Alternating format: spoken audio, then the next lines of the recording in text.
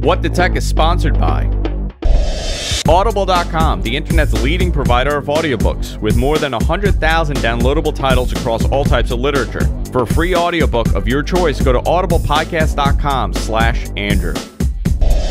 Squarespace, the fast and easy way to create a high-quality website, blog, or online portfolio. For a free trial and 10% off your first purchase, go to squarespace.com and use offer code WhatTheTech1.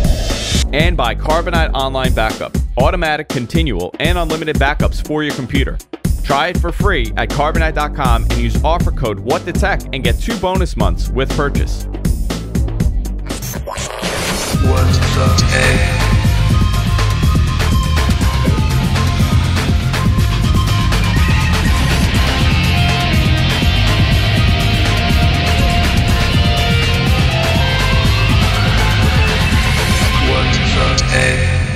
Hey everybody, welcome to What the Tech. I'm Andrew Zarin. I'm joined by Paul Thorod. Are you sick, Paul? I'm always sick now. A flu incubator. You've been sick for like 6 weeks. I got sick 2 days before New Year's.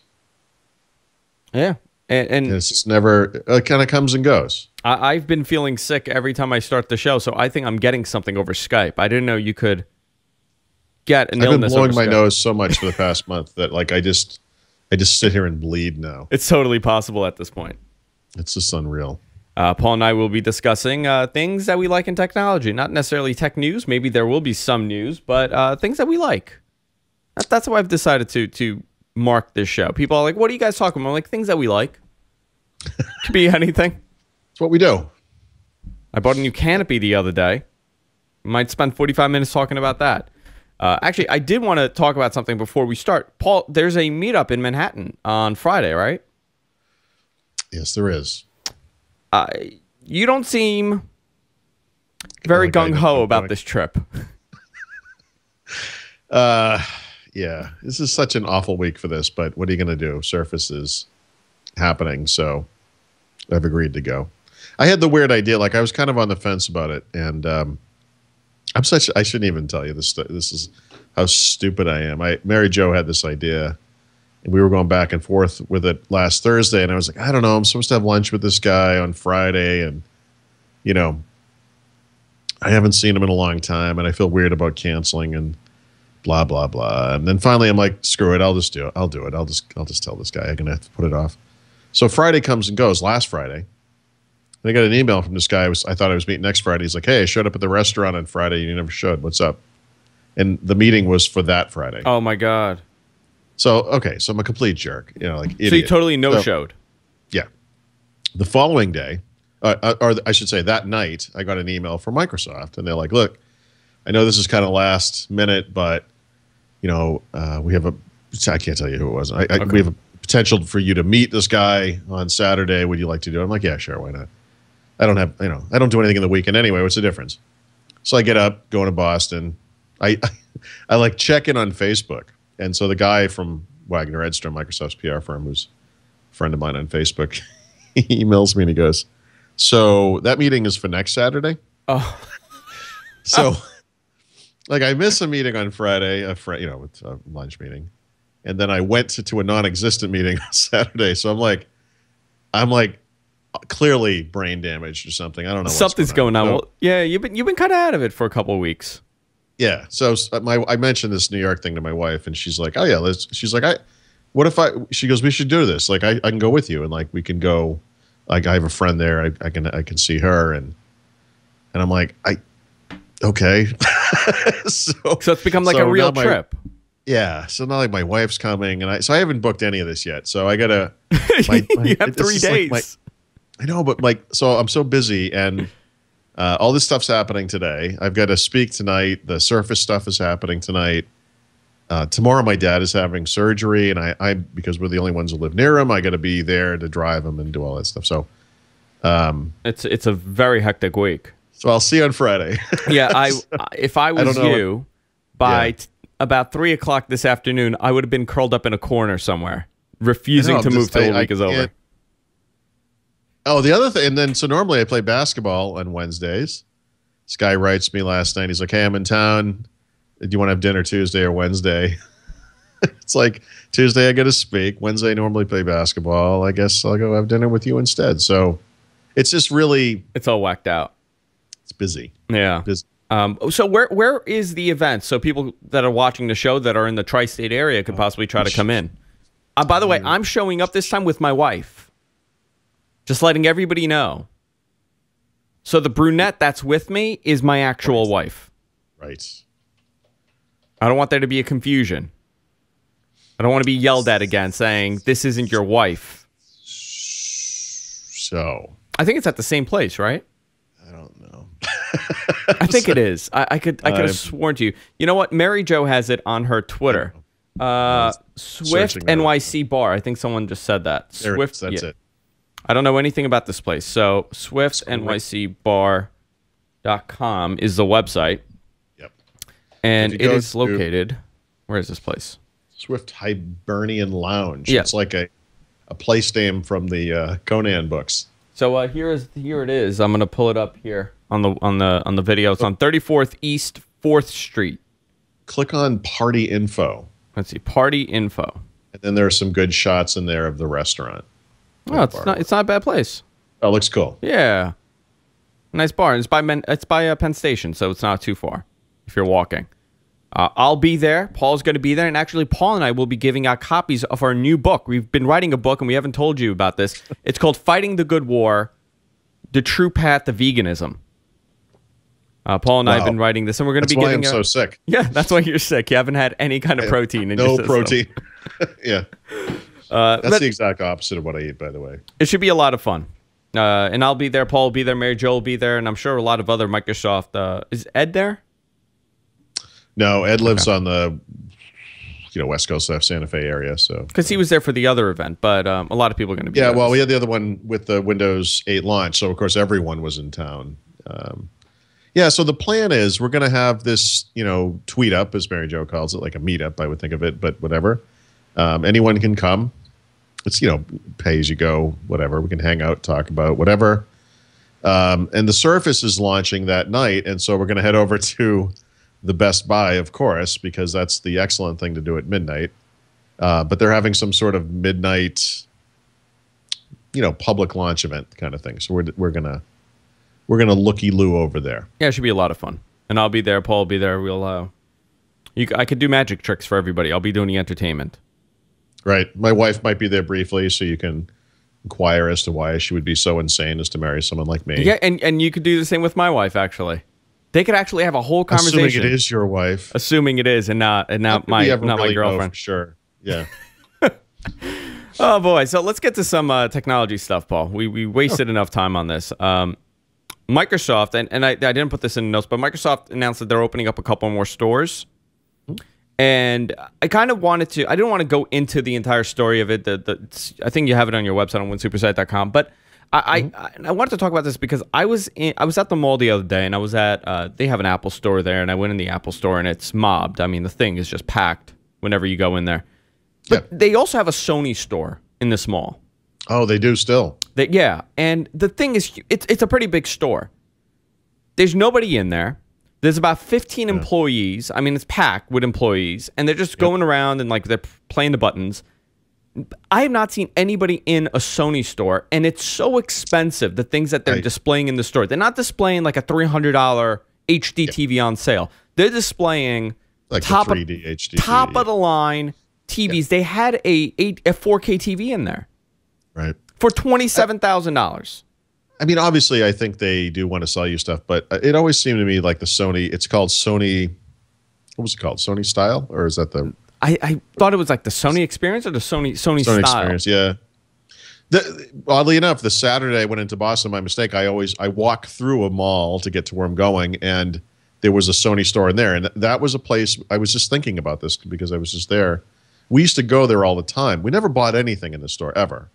Never even considered buying anything. But I would go in and I'd look at the laptops, and they always had some PlayStation stuff and at whatever the big TV was at the time. And it was the same kind of thing you just described. Like I always sort of imagined that Sony used it not literally to sell people, but to keep it in people's mind and for people to have that notion that when it comes time to buy that high-end piece of consumer electronics, this is where I'm going to get it, kind of thing. Like kind of the opposite, I guess, of what a retail store is supposed to be. But that store is long gone now, the one that I'm talking about, and I haven't seen one in a long time. But before there were Apple stores, that was kind of it. Yeah, remember? I don't, well, not remember, but there was a big one in San Francisco. That was a big deal. It was kind of like a destination. Like if you were a consumer electronics geek of any kind and you went to San Francisco, you would make a little pilgrimage to that Sony store. And I'm not even sure if that one's still around anymore. But that was a big deal, long time ago. I mean, I guess they're doing it as it's almost like a billboard they're taking up in the mall. And I would love to see numbers on how this specific store does, because it's literally 2 stores down from the Apple store. And there's just a total 180 as far as the way that these 2 stores are presented and the amount of people in there. And I'm curious on how Microsoft is planning on competing in this market, because Apple has had some time to kind of fix the things that didn't work. Right. And no matter what Microsoft does with their stores, they're going to compare it to, well, look at the Apple store and look at the Microsoft store. Yeah. One way that I could see it working really well is with Xbox and with the next generation console. Something that an idea that's been thrown around is that, Xbox might change the way that they do games, and you're not going to be able to go buy the CDs anymore. Or a DVD, you're going to be able to buy these like thumb drives and just pop them in there. I mean, I can see Microsoft doing really well with their stores, with the Xbox games and the platforms there. Yeah, but it's not just Xbox. It's everything they do. Obviously the Surface is going to be a big deal there. The hardware peripherals they do are kind of a big deal within the sphere of that market. And also the other PCs. Nice Windows 8 PCs eventually will be popping up there. I was in the Microsoft store on Saturday, and by mistake, but you just happened to walk in there. No, that was in the same mall. I was there. I figured I'd have lunch and go shopping, but there's always going to be this comparison. It's a little unfair because I really think that Microsoft needs to do this for the same reason Apple needed to do the Apple stores, which was in other words, to get people to be able to have this hands-on experience. But Microsoft is not starting from the negative space that Apple was at that time, which is, there are other places to buy, a lot of other places to buy these devices and computers and games and things like that. Apple did well because of the iPad, the iPod, I should say. People went to the store and bought iPods. The original, I think I've said this before, if you go back and watch the original video that Steve Jobs made for the Apple stores, where he walks around the first Apple store before it opens and shows you all the stupid little sections ahead of time, all of which are ridiculous and laughable today. Yeah, it's a hilarious video because he tries to adopt this kind of down-home, kind of weird attitude thing that is just bizarre. But when you look at what the store was made up of, it's ridiculous. It looks ridiculous because at the time, Apple made Macs, and it just wasn't a lot going on there. Today you go into an Apple store, it's iPhone, iPad, iPod, all those accessories, Macs too, obviously. Yeah. It's a much, much nicer thing than it was at the time. So, on the other hand, though, Microsoft does suffer from sort of the same issue where if you walk into a Best Buy or any other electronic store, the displays aren't always right. The machines might be broken. They might be unplugged. The power cord might be shredded, whatever it is. Yeah. And, it gives them a chance to present the products that they make, but also the products they sell that they don't make. Like the HP or Dell PCs or whatever that they put their signature image on, where people can finally see, like, hey, PCs don't have to suck. Yeah. Well, I think the user experience or the customer experience is going to be totally different in a Microsoft store with whatever product they have there than going to like a Best Buy or like a Micro Center, where it just everything is out there and nobody knows what it is. Yeah. Well, this is all part of that little upmarket thing I've been talking about for a long time now, where netbooks had kind of destroyed the market for PCs and made them too inexpensive in the sense that PC makers can no longer make money selling them. And the Microsoft store, like the Apple store, is kind of a nice place. Yeah. You're not going to find a $300 Dell throwaway piece of junk computer in there. You're going to find a Windows 8 computer, a hybrid device that has multi-touch, probably turns into a tablet. It's probably really beautiful. They're going to have the nice stuff, and it will always have the Microsoft image on it. It's going to have the signature version of Windows, not bunch of crapware. Yeah, so it's all about that experience. And this is a long-term thing for Microsoft. I'm really glad they're serious about it, because for the first couple of years they were doing this, it was like, you always had the feeling they were going to step back from it. But and they've gone full force into it. Yeah, and the 5 stores or whatever they just announced are on top of the 6 stores that they previously announced for this year, are on top of the half dozen or a dozen stores that will be converted from temporary to permanent. And when you look at the final record for this year, probably looking at 20 plus stores opening this year in the United States. And so that's actually kind of a big deal. It's not just a handful of stores. Like they're really going pretty strong on it. So it seems like they're doing the right thing there. I'm curious to see how well it does by the end of the year, Yeah. With more and more of these Microsoft kind of devices coming out. I don't know that. Yeah, no, I'm trying to not necessarily surfaces, but yeah.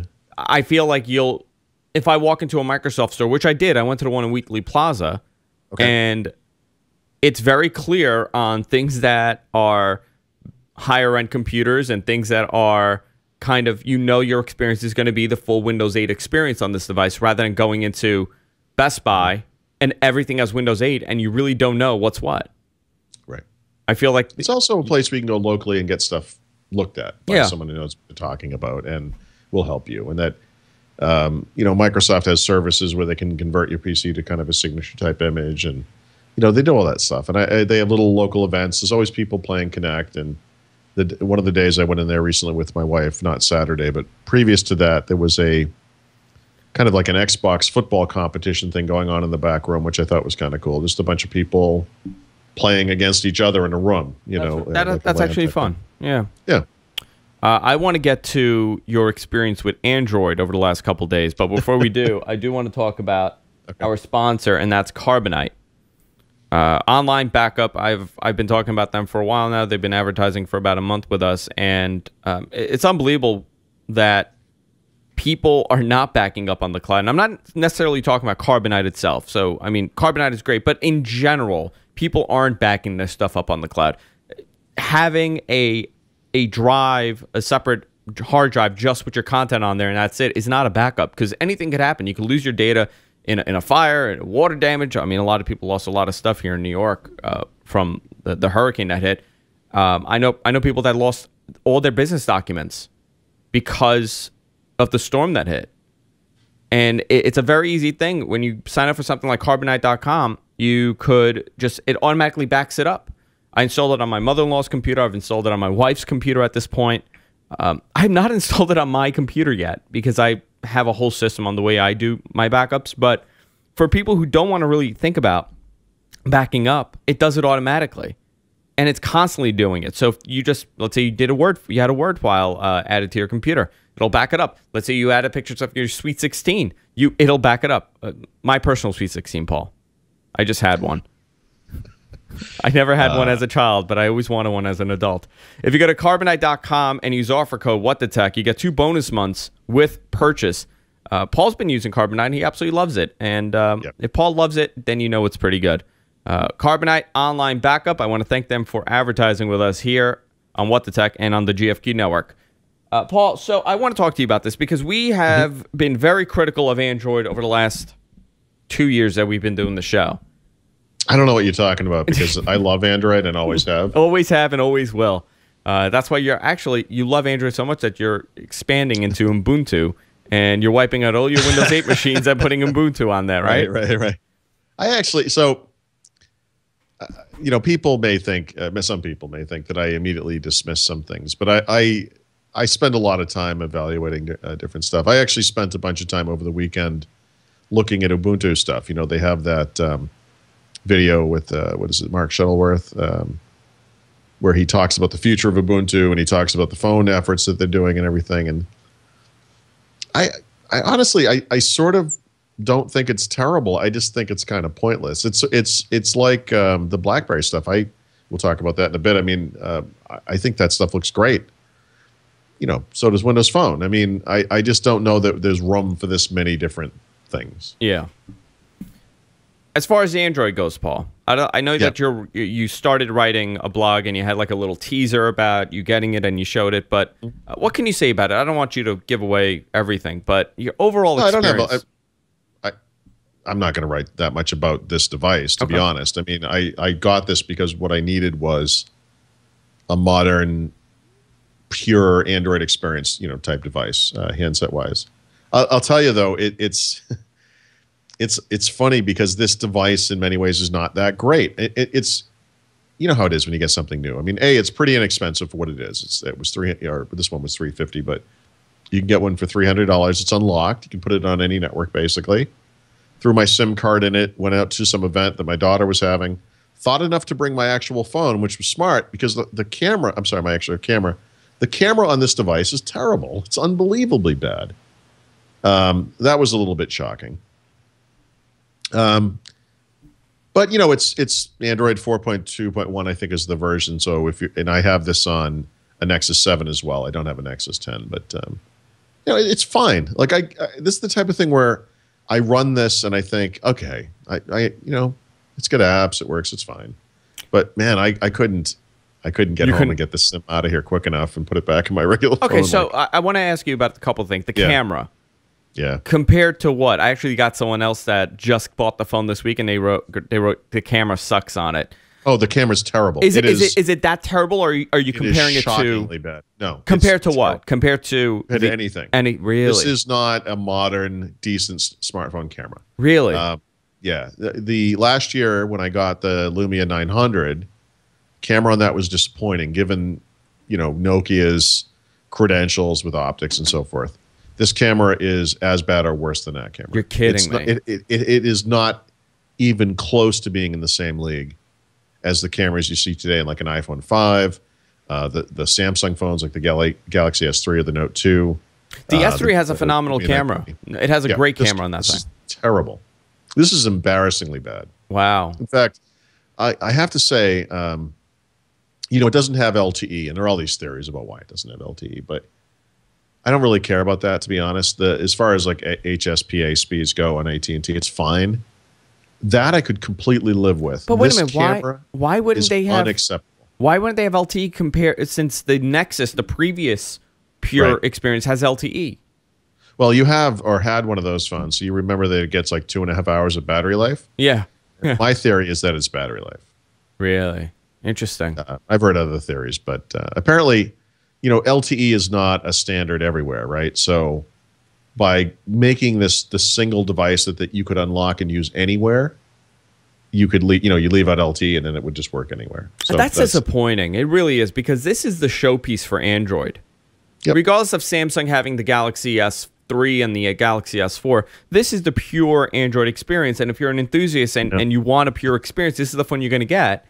And it seems like they drop the ball every time they put this pure experience out. Yeah, it's weird because like the Nexus 7 is a great device. Yeah. The Nexus 10 presumably is a decent device. I don't have one of those. The last one, the Galaxy Nexus, and this one are both, in my mind, compromised pretty seriously. And it has nothing to do with Android. It's just, in this case, I think the camera is a much bigger deal than the network stuff. I cannot believe how bad the camera is on this. That's really disappointing. And we speak about the cameras being an important function of these phones for always on the show. And I get emails from people saying like, hey, I really don't take too many pictures. It doesn't bother me. But for someone that does, I love taking pictures with my camera. And I stopped carrying my camera because my phone does an okay job. It's not amazing, but it's an okay job. My wife, her iPhone shots, she has an iPhone 5. The shots that she's able to take with this thing beautiful. Are as good as a point and shoot. I mean, it's up there. I mean, it's not the best, but it's up there with a entry-level point and shoot camera, and that's all you need, really. My wife just got a Note 2, and we were out last week sometime, and I was having her take shots of the same things I was taking shots of, and it was incomparable. Her camera is dramatically better than the one in my That's phone. So disappointing. Yeah, that really is. It's shocking. It never even occurred to me to check up on this. I sort of went into this thinking, I know what I'm getting. I mean, I would get it anyway. I didn't get this to use it, but I need to test Android. But Yeah, that was really surprising. I never even thought to look, and it's amazing how bad it is. It's really bad. How was the experience overall with using the device? I mean, let's talk about the operating system. What do you think of the latest version of Android? Well, I'd used it before in the Nexus 7, and so it's identical to that. But I'll tell you, it's different on a phone for me. Well, except that now that I've come from it, one thing I was playing around with was the smallest screen gives you much less of an option to do some sort of nice widget thing with icons. Like, I don't like using multiple screens. Like, you can flip back and forth, left, right to the different home screens. Yeah. I kind of like just having the one screen. But I've got these couple of widgets on it. I'm looking at it now, and it kind of surprises me how you can't resize them in way. It looks like there's plenty of room on either side of them, but they won't resize just a little bit. I know exactly what you mean. There's plenty of room for another icon over there. Yeah, no, I know exactly what you mean. I'm one of the few people with Android that I hate using the widgets. I never do. Yeah. And I just recently started using more widgets. Like, I use the clock, obviously. Mm-hmm. I use the widget where you could turn off the Wi-Fi, the Bluetooth, the GPS, all that stuff. Yeah. And I the just clock started, is a classic example of what I'm talking about, by the way. Oh yeah, you can't. There's plenty of room on either side of it. Oh, I wish I could hold this up to the camera. Hold on. Let me see. Let me go to this one. So, if you guys are watching, I'm sorry. If you're listening, I apologize. But if you're watching, you could see right there. Look at all that room. So you would think, looking at that you could put icons on either side of that. No, and you can't. Cannot. That is just a complete waste of space. It really is. It's really strange. What do you think of actually the functionality of the UI? Do you think it's fluid? Do you think it's matured enough? Yeah. I'm still on the fence because there's a couple things that I look here, and there's a lot of redundancy with the latest version. And by the way, this is I've unlocked it. Well, have I unlocked it? I've rooted it. That's the word I'm looking for. And I put a different ROM on here because I want the latest and the greatest Android experience. And I feel like there's still so much redundancy, and there's like doubles of the same thing over and over again.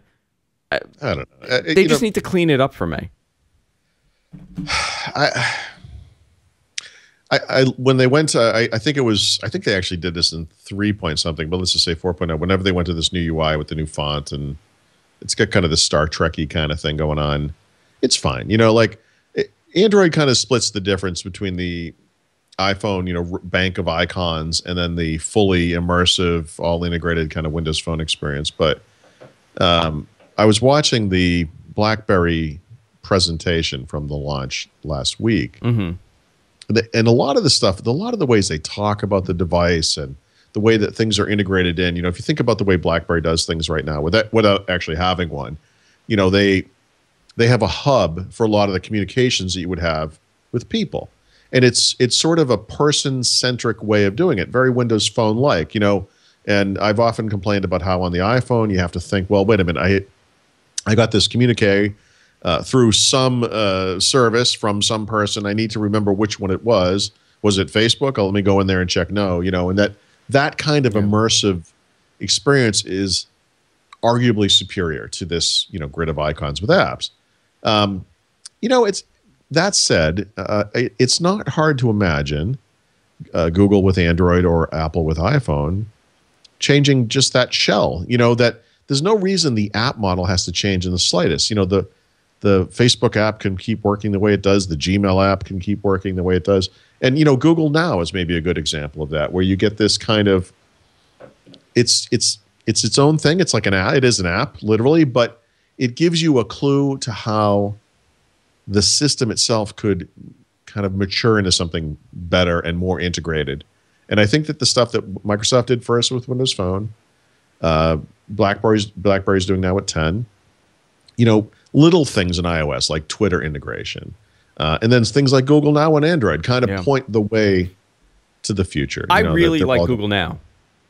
I do too. I really like Google Now, and I really thought it was gimmicky, and I was thinking it's going to be this half-ass knockoff of Siri, but I've used it so many times.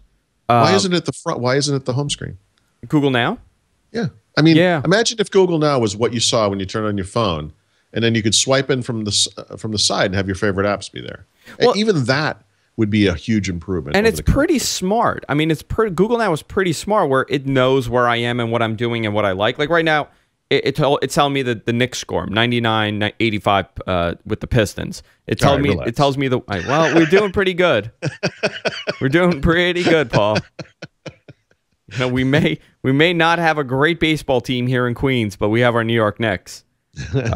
But if I'm at the train station, I'll give you an example. If I'm at the train station, it tells me the train schedule. It knows. Yes. And that is so useful for when I'm standing there and I have to fiddle around and find a stupid app that's going to tell me the train schedule. Last time when I was in the city, when I came to meet you guys, it knew that I took the train there. So it automatically, because I was by Penn Station, knew that I'm probably going to take the train back home. Right. And it told me, like, here's the train schedule. You have literally just hit on something that I think is the most important concept of all when it comes to technology, which is this thing that you just described, this feature of Google Now, is an amazing feature because it takes advantage of all this junk that's in the phone and that's in Google services that you don't need to know anything about, and it does it for you automatically. Yeah. When I go to the train station with Windows Phone, which is otherwise a fairly sophisticated system, and I want to know which of the trains I can take home to get to a particular station, my phone does nothing to help me with that. Nothing. It's when you're forced to do all of the work, you know, that's the opposite of the way technology is supposed to work. And what you're describing is exactly the way it's supposed to work. You know, it's like that Chromebook conversation where, you know, people like it because it's simpler, but it doesn't do everything that you need. But people like it because it's simpler. Yeah. I don't think actually people do like it because it's simpler. That's a system that forces you to work within the confines of how Google sees the world. Whereas the thing you're describing, also made by Google, is the opposite. You know, it's nice.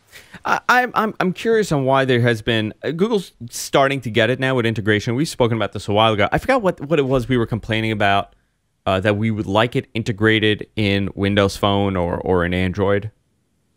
I forgot what it was. You know what it was? I'll tell you what.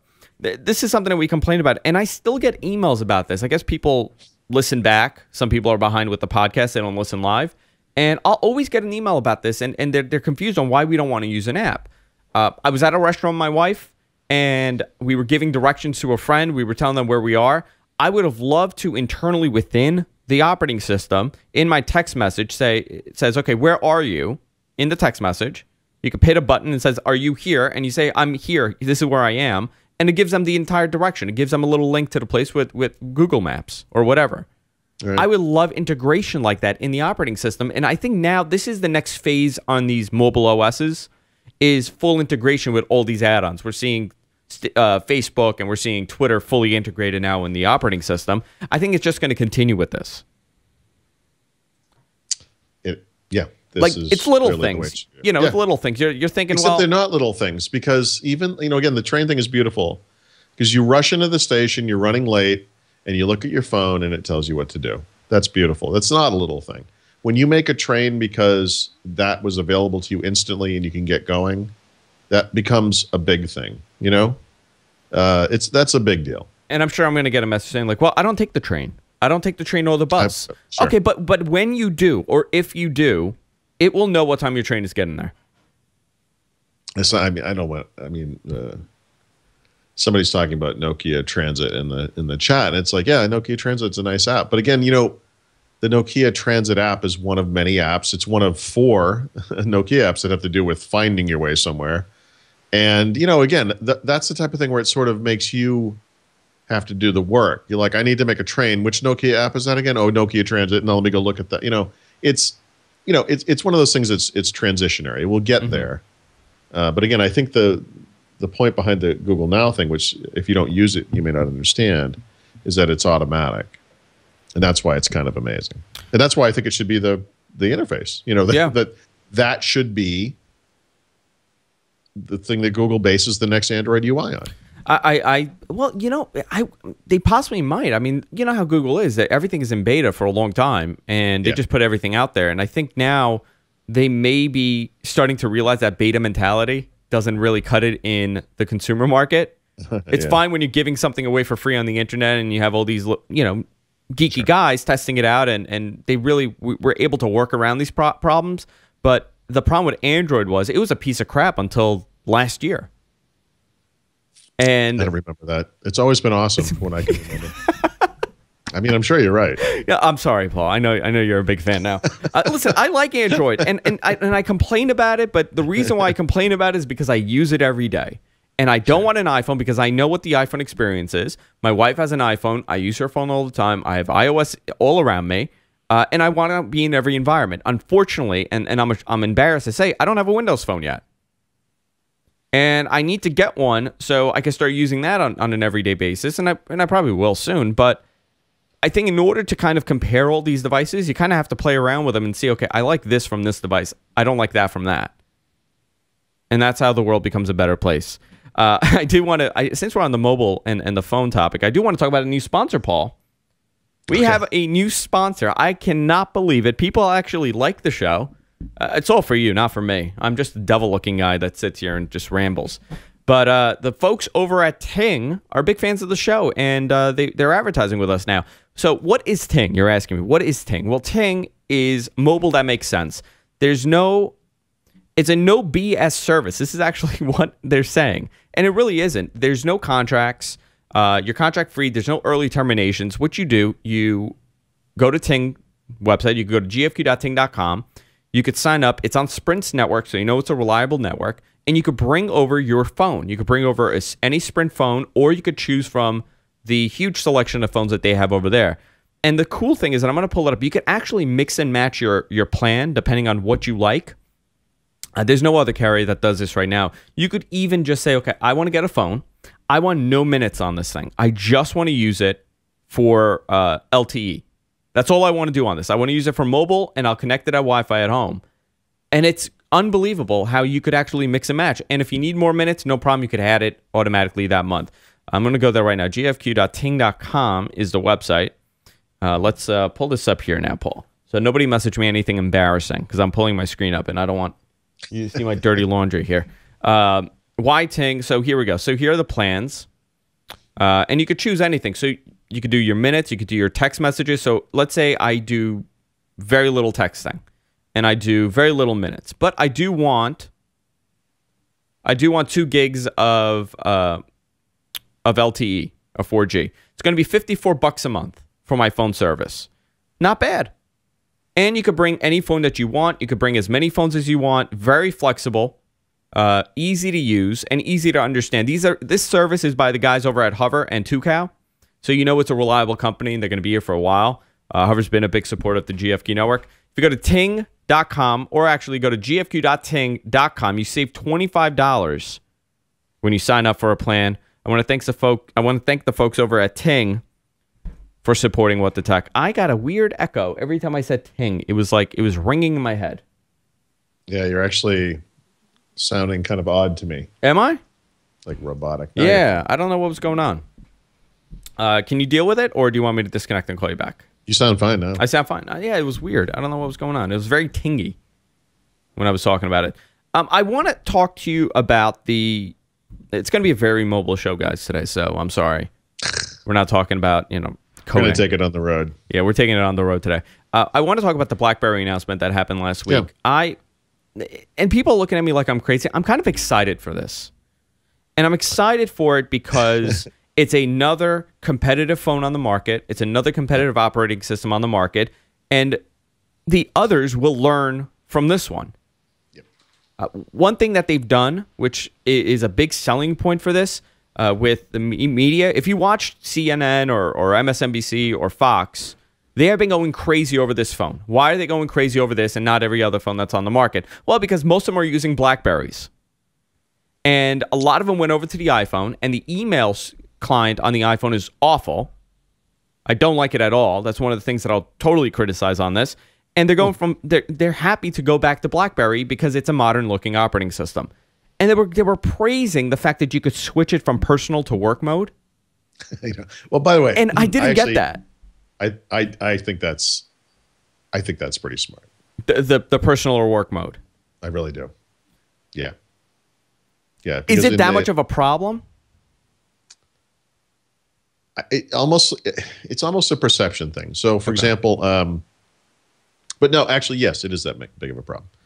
On Windows Phone today, Windows Phone 8, there's a thing called Kids Corner, and it's a separate way of logging in. You do it for your kid, obviously, and it gives them access to the content that you said that they could have. This could be apps, it could be music, it could be videos. On Windows Phone. On Windows Phone. Yeah. And it's like these two environments. And what Kids Corner reminds me of is a tip I had years ago, I think for Windows 7, where I was saying, if you were really serious about security, obviously you can use in Windows, on a PC, you could actually set up like a parental controls account for yourself and use it with these parental controls on, and it would be even more secure than just using it normally. And it's kind of like that. But the BlackBerry thing is like Kids Corner except for adults, Kids right? Corner, So yeah. it gives you like the two sides. It's just like a button. And if I understand it correctly, what it means is work-related things, you can choose to have those go somewhere automatically when you're not working. So if it's night or if it's the weekend and you've got some like work-related call that comes in, this thing could be shunted off to, voicemail automatically, and you don't get bothered. It's like a do not disturb kind of a thing. And I do think that, it's weird how often you hear about how we're mixing our personal and our work lives and our devices, because it's true. And it's kind of how they get you, right? When work gives you a laptop and then you find yourself sitting in front of a TV, watching TV at night, but you've got the laptop going and you're answering emails. I mean, I think this is a way to kind of seize back your life, and so I think this is really smart. I fully expect Windows Phone and other smartphone to adapt platforms this. I'm surprised they haven't. I mean, again, it's one of these things that we were talking, right? It's so simple and it's so little, and you may think it's useless. As soon as I saw it, I said, how could they not have done this on Windows Phone? I actually like the, and they were also getting a lot of press over this, and it could be like a gimmick thing where you could change the person's face in the picture. So let's say when you take a picture, it does like a bunch of them. And you could go through and you could focus in on their face, and you could change, like if they blinked or if they made like a weird face, you have like 5 selections of the face, and it actually puts that face on that body. I thought that was pretty cool.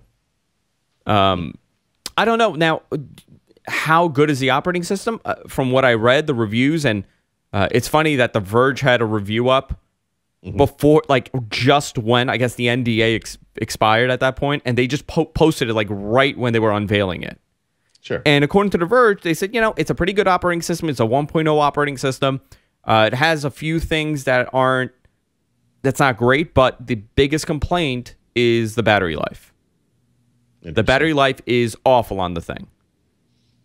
Okay. And that, to me, I mean, you're talking about the enterprise market. That is a very important thing, because the battery life has to survive at least 10 hours for these people of use. Sure. And if you're getting maybe 4 hours. I think the bigger issue is simply, though, that, BlackBerry's made by the same company that makes these BlackBerry devices, but it's something completely different, And there isn't some established ecosystem sitting behind this thing that's awesome, and they're sort of starting from scratch, too. They were talking about some crazy number of apps, most of which are like Android apps. I don't know. I'm a little leery of that. So that to me is the bigger issue. It looks good, but lots of things look good. It does look good. No, it's a nice looking phone and a nice looking operating system. It's going to depend on how well it functions in the real world, and we know that it's totally different than what a reviewer gets in their hands and they play around with it for 3 hours. I mean, that's why you're not putting out a full review of the Nexus 4, and you're actually using it. Yeah, I don't like right. Right. Yeah. Right. I don't just get it and say, hey, I clearly know enough to review it. I mean, like I said, the camera aspect of it was shocking to me how bad that was. I want you to do a fair comparison between Android and Windows Phone. What are some of the features that you like, and what are some of the features that you don't like? I know you had said previously that it's a Google experience. I mean, if you're involved in Google, you're invested in Google, then it's going to be kind of difficult to break that. Yeah, but I think anyone could learn any of these phones. I mean, if you picked up an Android phone, an iPhone, a Windows Phone, you'd be okay. I like Windows Phone better personally, and to me, it's not even close. But that said, I mean, obviously, if you use a lot of Google services, the Google Phone is probably the place to be. I do not use a lot of Google services, so I do use a lot of Amazon services, and those things are all over Android as well, which is fairly convenient. There's probably some stuff that I'm missing out on. Like one of the things I thought that was available in Chrome, for example, that I don't think is this notion of like syncing passwords and stuff from the desktop to the phone, and someone can tell me that that's completely wrong. That's one of those things I was sort of hoping to see.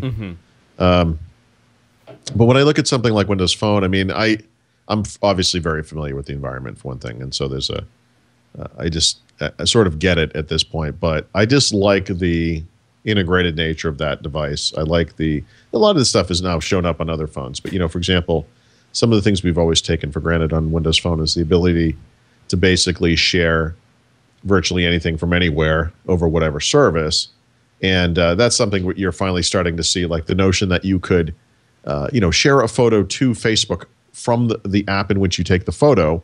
It's a fairly new development on, say, iPhone, but it's something that we've had on Windows Phone since day one. So how about the UI? I mean, how would you compare the UI for someone that's picking up the phone for the first time? Do you think Android is already a familiar UI and everybody knows what to do with these icons compared to Windows Phone's very unique user interface? Yeah, I mean, there's nothing like it on there. Yeah, I never did this, but I was joking. With Windows Phone 8, you could set all of the tiles to be that small size, and what you would create is a grid of icons that would look just like the iPhone, except they'd be, squared off.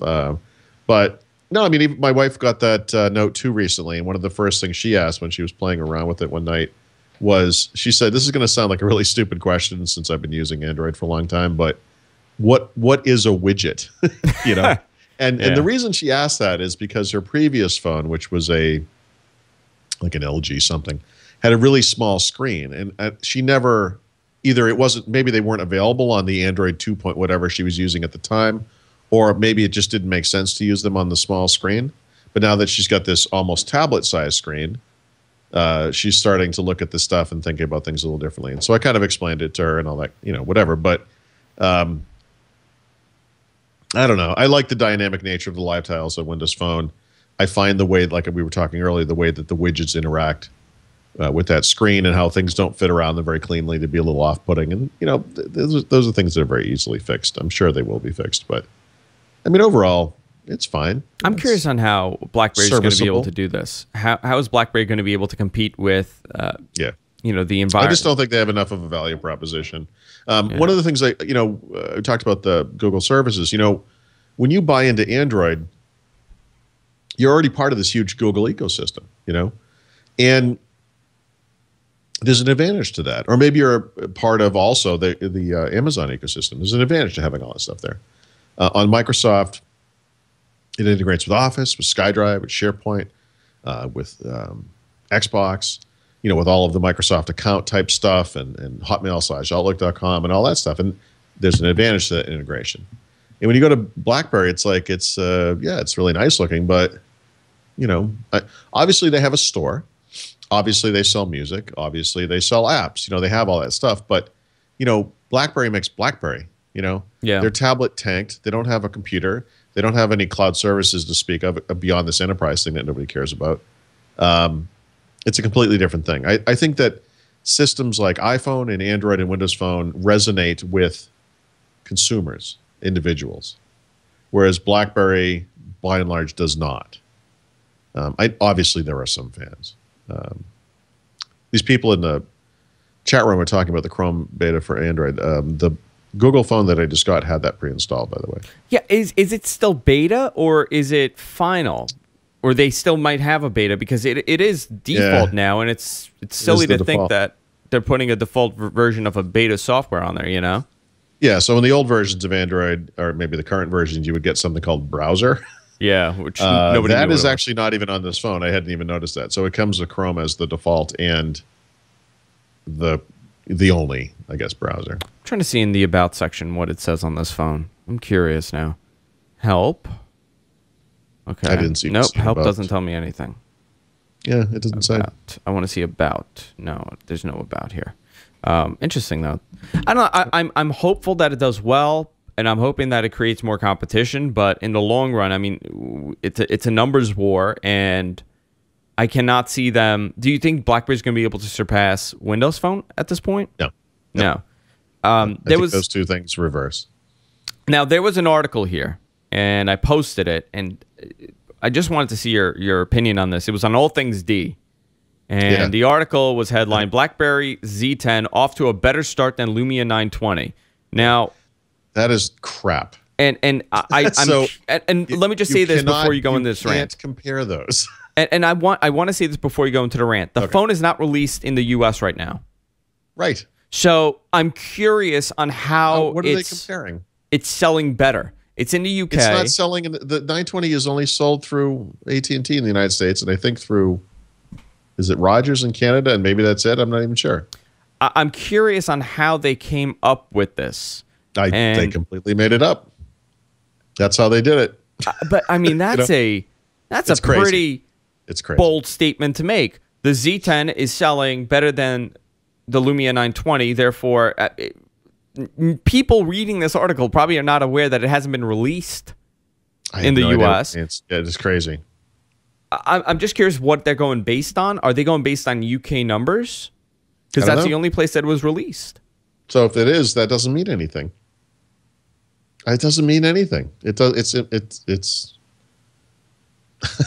I don't know what they're talking about. And I was reading the comments, and it's just bizarre to me because people are saying, "Well, did anybody doubt BlackBerry would be off to a strong start? Of course, it's going to do well." Really? There's no U.S. market. It's not in the U.S. Canada just happened today. Sure. I guess I wish them luck. I mean, I don't. You know, I wrote an editorial about this.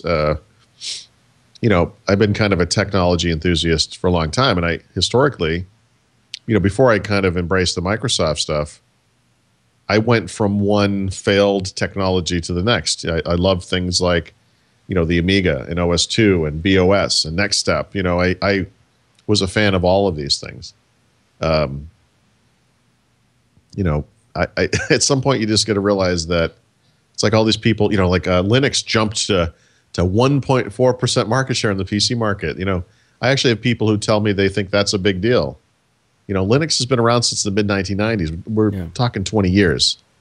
It's amazing, you know, and BlackBerry, I don't wish it ill, but, and I am certainly, as a tech enthusiast, excited about some of the stuff I see there, but I also think that people are overestimating both consumers caring about it and its ability to attract consumers. I think most people actually had bad relationships with BlackBerry. I don't think most people remember what their relationship with BlackBerry was because most of them left in 2007 and 2008. Yeah. They abandoned the platform because for the iPhone. They were tired of looking at the postage stamp screen, scrolling through lists of text using what was basically a small marble. I mean, and, you know, yes, it's just people had bad experiences. By and large. Apparently, this article is judging it on initial feedback we have received from distributors on the first day of sales. It was particularly positive. That doesn't mean anything. And this is the same problem I had when the Surface RT was released, and people called it before the Surface RT was released. CNN Money or one of these sites, it was Windows Phone or one of them, had this crazy article about how it's going to fail and it's not going to survive in this market. Right. And and in the article she wrote, I have not actually used the phone yet, or I have not actually used the device yet. Apparently she's just making stuff up. So I mean, stuff like that annoys me with sure. And I call it some people call it link bait. I call it irresponsible journalism. Right. To kind of post something like this, you're kind of saying that the BlackBerry Z10 is off to a great start and it's doing so much better. And look, Microsoft's back is against the wall. And again, I'm not a Microsoft defender. I'm not an Apple defender. I use whatever comes convenient to me at the time. But I don't get it. I don't get how someone could post an article like that. Yeah. And someone says, you know, I'm bashing Android and BlackBerry. No, if you listen to the show, we're not bashing them at all. It's just it's what makes sense. By the way, that's an asinine comment. We didn't bash either one of those things even once. No, we actually praised. That is ludicrous. So it's amazing how, again, people like to pick sides. And I don't like to pick any side. Whatever works for me, works for me. I was called an Apple hater on Twitter the other day. And I said, I have no idea what show you're listening to because I use a MacBook Pro as my everyday computer since 2008. I haven't used a Windows laptop as my, everyday computer in years. So, I don't know. Baffling. So I just wanted to bring that up. Again, very skewed viewpoint of some people. Yeah, it's just terrible. Let's just wait till it gets to the U.S. market. Let's just wait. I want to see one. I like technology. Yeah. I mean, I'm interested in it. I don't automatically hate it just because it's from one company or whatever. I certainly have my doubts about these guys. I wrote an editorial last year where I basically wrote off RIM. I feel like they're circling the drain. But, miracles happen. Yeah. So, we'll see. We'll see. All right. Time to wrap it up. What do you say? I know you got to get out of here. And guys, we started an hour early. If you're watching live, I'll be replaying this right after so you guys could see us ranting and raving. Paul is going to be in New York. There's a big event here in New York on Friday. I'm going to be there as well. We're going to be going to a bar at 9 p.m. And someone in the chat room, please post the link because I forgot the name of this bar again. Began with an S. No, it's jeez, this is terrible. Began with an S. That's all I know. I cannot remember the rest. It is. If I get Swift Hibernian Lounge. Swift. It's in the East Village. It is nowhere near the place we had the last meetup. Okay, so I lied. I totally lied about this. I initially said it was the same place, and it's not. It's not near Penn Station. 34 East 4th Street in New York City. I said it was right by Penn Station, which it's not. So I totally made up all of it. So if you listen to the beginning of the show, I lied to you. 9 o'clock is the meetup, Paul? Oh, no. I don't remember. I think it's 9 p.m. I'll be tweeting about it this week. I'm sorry. I need to get through the stuff that's happening, Paul's very tired. Today and tomorrow, and then I'm going to start focusing on New York. Paul's very, very tired. But I'm going to be there. Mary Jo's going to be there. Paul's going to be there. My wife is going to be there. So you'll actually get to meet my wife, and please don't tell her that I was there with a girlfriend because I wasn't. It was a very good friend, and my wife knows I'm going to be her. like, it's funny. You look so different from the last time I remember like seeing that. you. Are you the same hot blonde that he came with last time? Because did you do something with your hair? Yeah, because it's completely different. Yeah, so it'll be fun. We'll have a couple drinks. We'll BS, and I'll do magic Darren tricks. Says it is at 9 p.m. to 11:30. Okay. And then we're going to head over to the Best Buy. Okay, very cool. Like the people storming the Bastille. To get this Surface Pro. Yeah, exactly. It's going to be an interesting night. All right, guys, time to wrap it up. WinSupersite.com is the site for all things Paul Thurrott. Paul's very tired, and he just needs to get on with this week. He just needs to survive this week. Need this to be over. I'm going to be drinking a lot on Friday. Me too. Me too. So it'll be fun. We'll get drunk, and maybe Paul and I will take off our shirts and start wrestling each other to the floor. That might happen. To start body slamming each other. You could also watch Paul on Windows Weekly, a great show about all things Windows. Twit.tv is the website. You can catch it every Thursday at 2 p.m. East with Paul Thurrott, Mary Jo Foley, and, of course, Leo Laporte. And if you miss any portion of the show, guys, you can subscribe to us. We're on iTunes. We're on Windows Phone. We're everywhere podcasts are available. We're even on BlackBerry, because BlackBerry has a podcasting directory. Who knew? By the way, that's one thing that sucks about Android. There's no podcast. There. Yep, I know.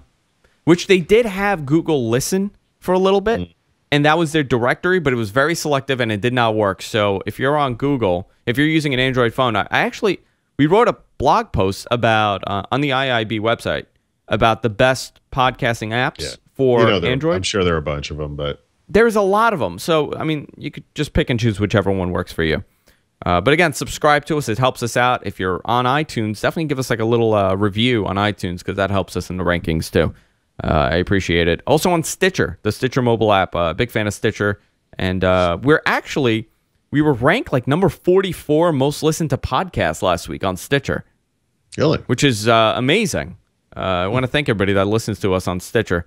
And again, we'll see you all next week on What the Tech.